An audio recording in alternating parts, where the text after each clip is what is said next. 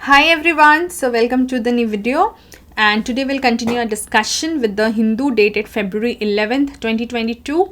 Let's continue our discussion. Please do remember we are doing it from both prelims and mains perspective so that we try to cover both the objective things and certain examples, or let's say certain issues that we can use in our mains answer writing. Those of you who are new to the channel or who have not yet subscribed to the channel, please do subscribe to the channel. Please do like, share and comment. Help me spread the word. Alright. We start the discussion from page 1. अच्छा देखिए, एक चीज़ है जो सबसे ज़्यादा अभी news में presently रह रही है, that is about the hijab case. I am absolutely sure you guys must have read about it and you know the basic issue related to it. Please do study about it. Political angle से आप उस चीज़ को नहीं देखेंगे, ठीक है, क्योंकि हमें उस कंट्रोवर्सी में नहीं पढ़ना है. हमें जो चीज़ करनी है उसको एज एन इशू कवर करना है.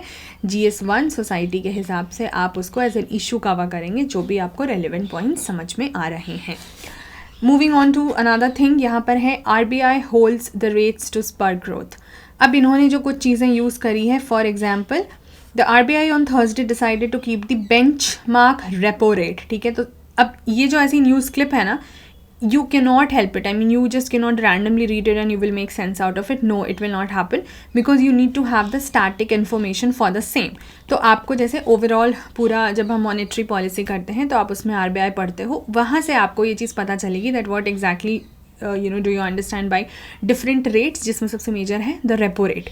फिर चलिए आपने पढ़ लिया कि वो अनचेंज्ड है, 4% है, वो आपको भी पता लग गया. And also reiterated its accommodative policy stance. तो सबसे पहले तो यही पता होना चाहिए कि कितने type of these policy stance they are there with RBI और इसका मतलब क्या होता है. तो as I just said, this is all about the static. बिना उसके ये करंट अफेयर वाले जो क्लिप है वो उस आपको हेल्पफुल नहीं रहेगा. इसमें तो ऐसा कुछ नहीं है. ओके, ये सब आप एग्जाम्पल्स के लिए यूज़ करोगे. सिटी से रिलेटेड जो भी रहता है मोस्टली हम उसको एग्जाम्पल्स के लिए यूज़ करते हैं. For example funds like Nirbhaya fund, क्योंकि दे हैव टॉक्ड अबाउट जैसे कि विमेन सेफ्टी को लेकर के. तो आप उसका मतलब एग्जाम्पल के तौर पे आप इसके बारे में बात कर सकते हो कि इस तरीके के जो इनिशिएटिव्स होते हैं वो किस गवर्नेंस में किस तरीके से मदद कर सकते हैं. रेस्ट न्यूज़ हमारे काम का नहीं रहेगा, but as an example yes that could be done in your GS2 also, GS1 also, क्योंकि ये सोसाइटी वाले इशूज़ में आ जाएगा और ये गवर्नेंस एस्पेक्ट में आ जाएगा. The government draft policy for delivery services to switch to e vehicles. चूँकि ये एयर पोल्यूशन को रिड्यूस करने के लिए स्टेप लिया गया है, इसलिए आप उसको again as an example relate करके यूज़ कर सकते हो. GS3 आपका इन्वायरमेंट है, section one of the sections जहाँ you can talk about it. 4th page पे ऐसा कुछ नहीं है. This is advertisement, these are editorials. Coming out to this page, अब आप ये न्यूज़ खुद ही पढ़ के देखिए. 648 police stations lack phone connection, the parliamentary panels. Because एक तो first of all the information is authentic because it is coming from the parliamentary panel. Then another is क्योंकि इन्होंने जो रिपोर्ट पेश करी है वहाँ से ये चीज़ बात हो रही है और उन्होंने कहा है कि कंट्री में, कोई स्टेट स्पेसिफिक हम नहीं बात कर रहे हैं, ओवरऑल नेशनल लेवल पे हम बात कर रहे हैं. सो imagine 648 police stations in this particular age at this particular time are not having the telephones. How would you go for the connectivity?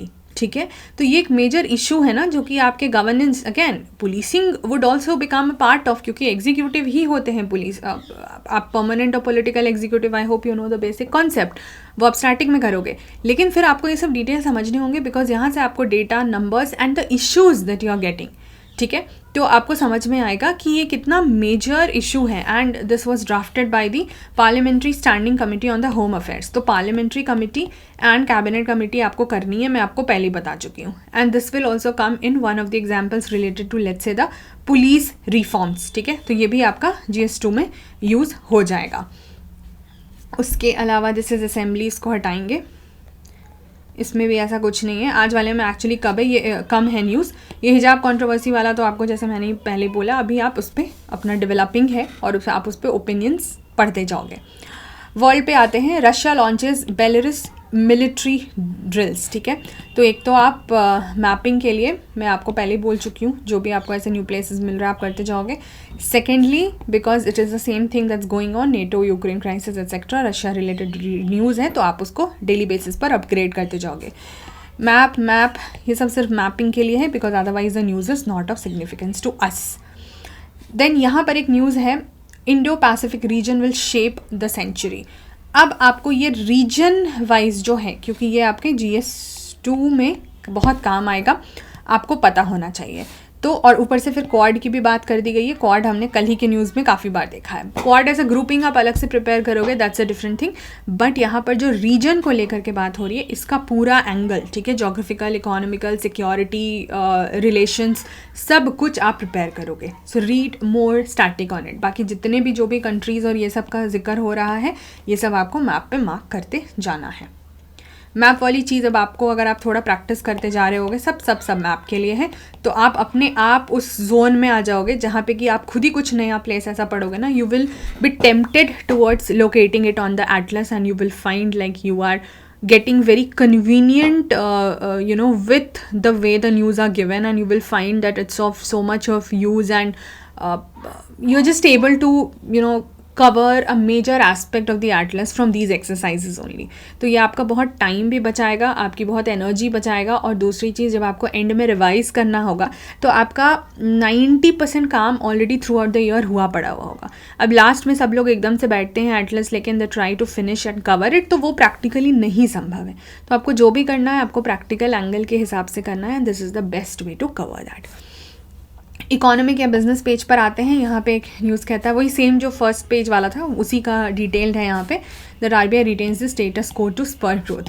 क्योंकि अनचेंज था ना 4% रेपो रेट जो हमने देखा, तो स्टेटस को का क्या मतलब होता है, जो अभी का कंडीशन है, जो स्टेटस है, उसको बरकरार रखा गया है. ठीक है. So here again you will come now, क्योंकि लंबा न्यूज़ है, उसको एक्सप्लेन करा इन्होंने, तो कुछ और चीज़ें आप समझोगे. जैसे मॉनेटरी पॉलिसी कमेटी, तो एक तो पता होगा कि RBI से रिलेटेड है, फिर कैसे काम करती है, कितने मेंबर्स होते हैं, किस तरह की बॉडी है, क्या कॉम्पोजिशन है, कितने मेंबर्स मतलब कहाँ से आते हैं, ये सब आप पढ़ोगे. Then they also talked about let's say term CPI inflation.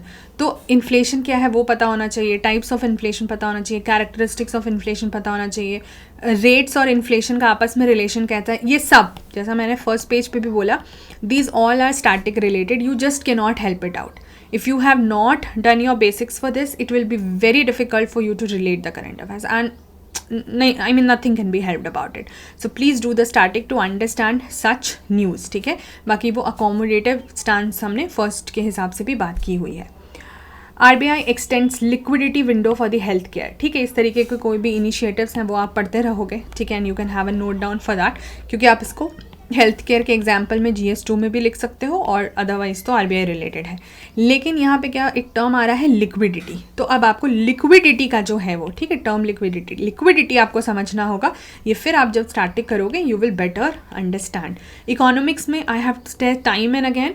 देखिए, इकोनॉमिक्स एंड पॉलिटिक्स, ठीक है, Indian polity and Indian economy, ये दो मेजर ऐसी चीज़ें हैं जिसका आपको जितना ज़्यादा बेसिक्स और स्टैटिक पता है, उतना करंट अफेयर्स लिंकेज हेल्पफुल हो जाता है.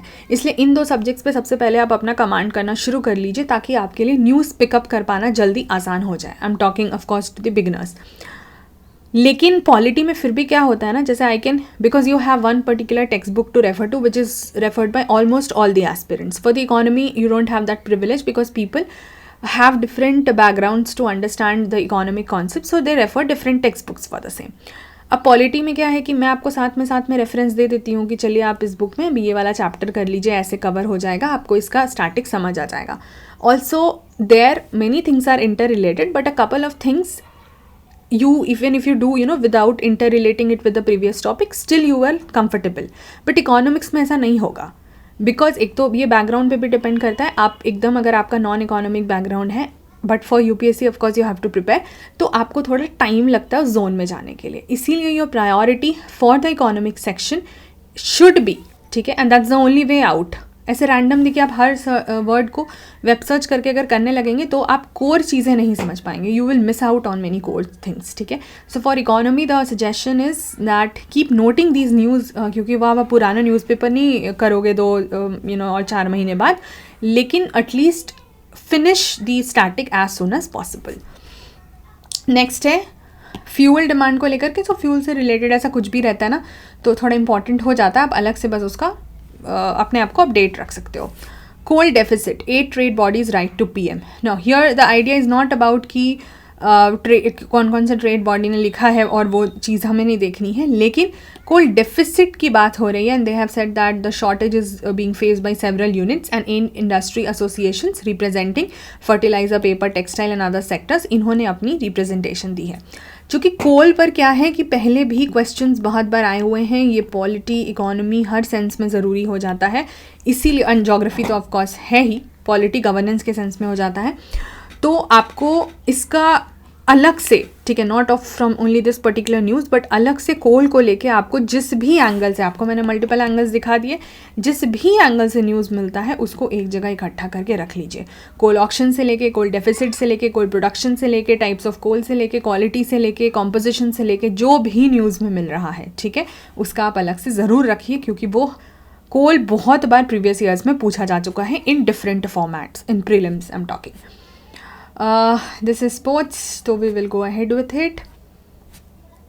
Okay, explainer मैंने बोला ही था अभी, जिन्होंने कल का देखा होगा 10th of February का, that you will be getting this in a repeated format and they have given the same. They have talked about the recent achievements made in the thermonuclear fusion technologies, ठीक है, सन वाला जो news था अगर आपको याद होगा उसी से रिलेटेड है, जॉइंट यूरोपियन टोरस एट्सेट्रा, बाकी आप उसको अच्छे से पढ़ोगे तो आपको समझ आएगा what is thermonuclear fusion, then what is the history of the efforts to achieve the nuclear fusion, artificial sun, what is the tokamak, अगर याद है आपको, मैंने आपको बोला था कि उन्होंने इस टर्म को लेकर के जिक्र किया था, तो किस कॉन्टेक्स्ट में किया था आप पढ़ के खोजेंगे, मैंने कल के न्यूज़ में इसको दिखाया है, what is the significance of the recent feats, and what about India, vis-a-vis fusion.